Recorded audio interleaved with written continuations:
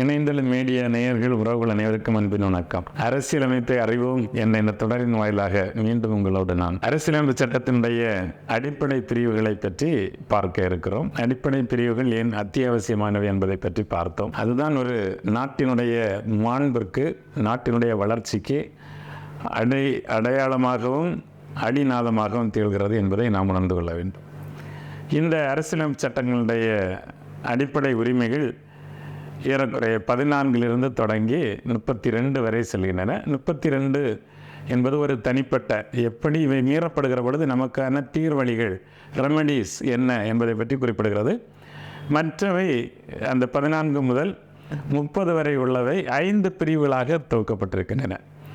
அதில் பிரிவு 14 முதல் 18 வரை உள்ளவை அடிப்படை சமத்துவத்திற்கான உரிமையை பற்றி நமக்கு தெள்ள தெளிவாக விளக்கி சொல்லுகிறது. இரண்டாவதாக 19, 20 இவையெல்லாம் அடிப்படை சுதந்திரத்திற்கான உரிமையை பற்றி சொல்லுகிறது. ஏனென்றால் நாம் ஏற்கனவே பார்ப்பது போல சமத்துவம், சுதந்திரம், சகோதரத்துவம் இதுதான் அரசியலமைப்பு சட்டத்தின் நோக்கம். எனவே இந்த சமத்துவத்தை உறுதி செய்வதுதான் முதல் பிரிவு. இரண்டாவது பிரிவு சுதந்திரங்களை உறுதி செய்கிறது. மூன்றாவது பிரிவு சுரண்டல் போன்றவற்றிலிருந்து நம்மை பாதுகாப்பதற்கான வழிமுறைகளை 22 முதல் 24 வரை கொண்டிருக்கின்றது. அடிப்படை சமய உரிமைகளை பற்றி 25 முதல் 28 வரை உள்ள பகுதிகள் சொல்லுகிறது. கலாச்சார பண்பாட்டு உரிமைகளை பற்றி பிரிவு 29, பிரிவு 30 சொல்லுகிறது. இப்படி 5 துணை பிரிவுகளாக அது பிரிக்கப்பட்டு இந்த அடிப்படை உரிமைகள் நமக்கு கொடுக்கப்பட்டிருக்கின்றன. இவற்றில் இருக்கின்ற உரிமைகள் மீறப்படுகிற பொழுது சட்டத்தின் முன்னால் எப்படி அவற்றை நாம் பெற்றுக்கொள்வது என்பதை பற்றி பிரிவு 32 சொல்லுகிறது. ஆக இந்த இதயம் போன்ற பகுதி இது சரியாக செயல்படுகிற பொழுதுதான் கண்டிப்பாக நம்மால் உரிமை பெற்ற மக்களாக வாழ முடியும். எதற்காக நீண்ட கால சுதந்திர போராட்டம் நடத்தினோம்? அடிமைத்தனத்திலிருந்து விடுதலை பெற்ற மக்களாக மாறுவதற்கு. விடுதலை எதற்காக? விடுதலை என்பது நாம் சுதந்திரத்தை சுவாசிப்பதற்காக. சுதந்திரம் எதற்காக? ஒரு சுதந்திர நாட்டில் அனைவரும் சமத்துவத்தோடு சகோதரத்துவத்தோடு வாழுவதற்காக.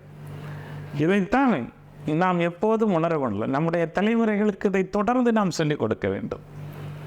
ஏன் முகவுரையை உங்களுடைய இல்லங்களில் தினந்தோறும் ஒரு முறை வாசியுங்கள் என்று சொன்னேன்? அதற்கு காரணம் அதுதான். மீண்டும் மீண்டும் வாசிக்கப்படுகிற பொழுது அது இது நம்முடைய இதயத்தை புதுப்பிக்கிறது.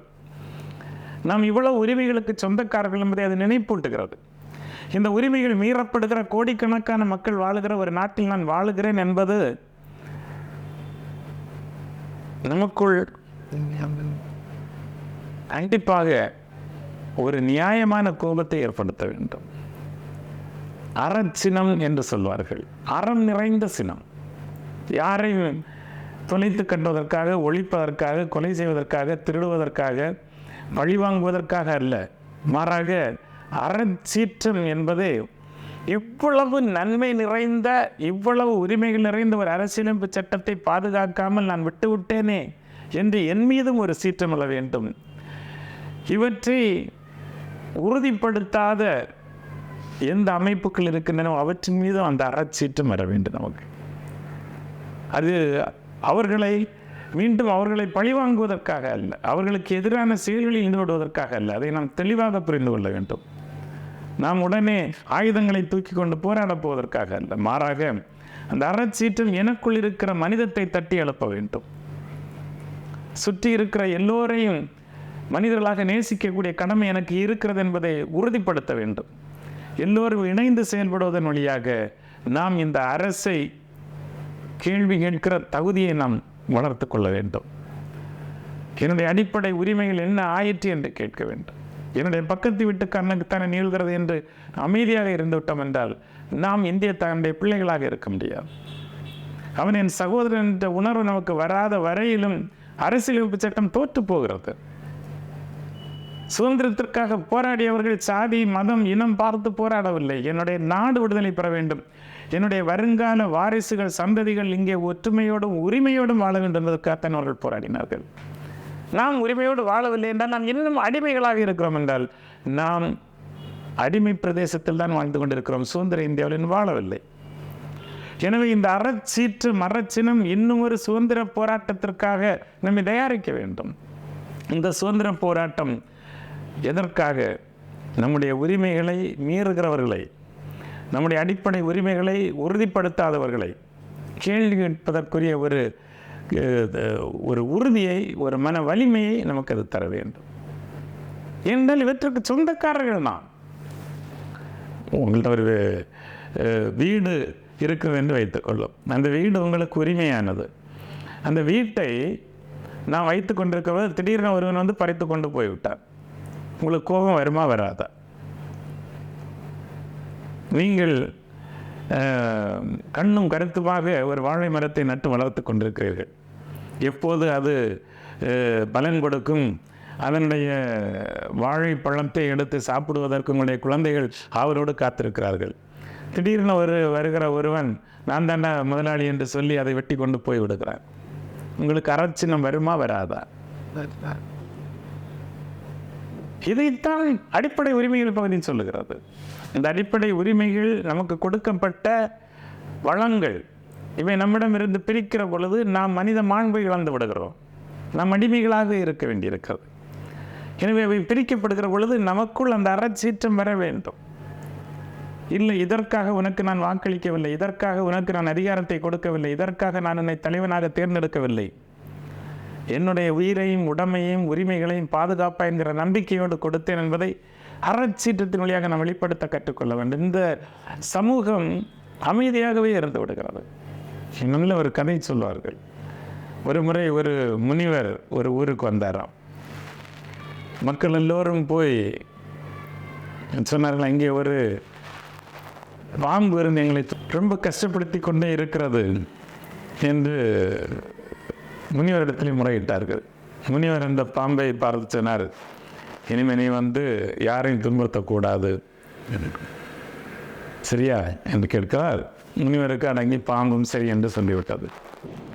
இப்போது சிறுவர்கள் வருகிறார்கள், வந்து பார்க்குறாங்க, பாம்புக்கு பக்கத்தில் வருகிறார்கள். அது அமைதியாக சுருண்டு படுத்து கிடக்கிறது. ஏன்னா முனிவர் தான் சொல்லிட்டாரு.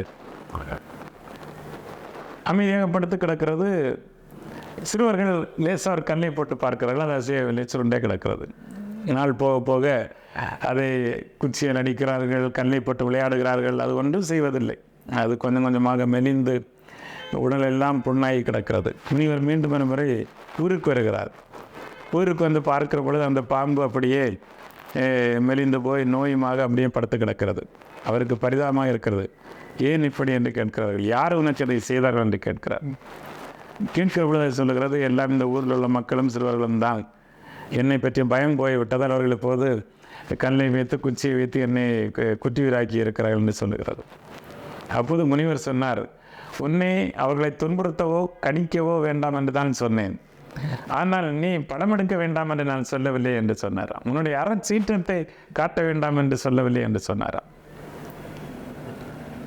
நாம் பாம்புகளாக மாற வேண்டிய அவசியம் இல்லை. மாறாக நம்முடைய அநீதி நடக்கிற பொழுது, தவறு இழைக்கப்படுகிற பொழுது, நம்முடைய உரிமைகள் பறிக்கப்படுகிற பொழுது, மாண்பு மறுக்கப்படுகிற பொழுதெல்லாம் குறைந்தபட்ச அறச்சீற்றத்தையாவது நாம் காட்டுவதற்கு தயாராக இல்லை. என்றால் நாம் குடிமக்கள் என்ற பெயரில் வாழ்வதால் என்ன பயன்? நாம் எப்படி குடிமக்களாக இருக்க முடியும்? அடிமைகளாக இருப்பதில் என்ன ஆனந்தம்? நாம் அடிமைகளாகவே இருக்க கற்றுக்கொண்டிருக்கிறோம். அடிமைகள் தனத்தை சாதியின் பெயரால், மதத்தின் பெயரால், மொழியின் பெயரால், இனத்தின் பெயரால் நியாயப்படுத்தி கொண்டும் இருக்கிறோம். அடிமைகளாக இருந்து கொண்டு என்றைக்கு இந்த கூடுகளில் இருந்து விடுதலை பெற்று இவற்றை நம்முடைய தனிப்பட்ட வாழ்க்கையை மெருகூட்டுவதற்காக மட்டும் பயன்படுத்தி கொண்டு சமூகமாக ஒருங்கிணைந்து வருகிற பொழுது மனிதனாக, மனித உரிமைகள் நிறைந்தவனாக, எல்லோரையும் ஒன்றாக ஏற்றுக்கொண்டு அன்பு செய்ய நேசிக்கக்கூடியவர்களாக, எல்லோருடைய உரிமைகளுக்காகவும் பாடுபடுகிறவர்களாக நாம் வருகிற பொழுதுதான் நாம் உரிமை குடிமக்கள், உரிமை நிறைந்தவர்கள் என்கிற பதம் நமக்கு பொருந்தும். அதுவரையிலும் நாம் அடிமைகளாக இருப்பதில் ஒருபொழுதும் ஆனந்தம் இருக்க முடியாது. எனவே அமைதியற்ற, மகிழ்ச்சியற்ற அடிமைகளாகவே இருக்கிறோம் என்பதில் நாம் உணர்ந்து அறச்சீற்றத்தோடு வாழ பழகிக்கொள்வோம். எல்லோரையும் ஒருங்கிணைத்து எழுந்து இந்த அநீதிகளுக்கு எதிராக குரல் கொடுத்து வலிமையான ஒரு சமுதாயத்தை உருவாக்குவதற்கு உங்களை அன்போடு அழைக்கின்றேன். நன்றி, வணக்கம்.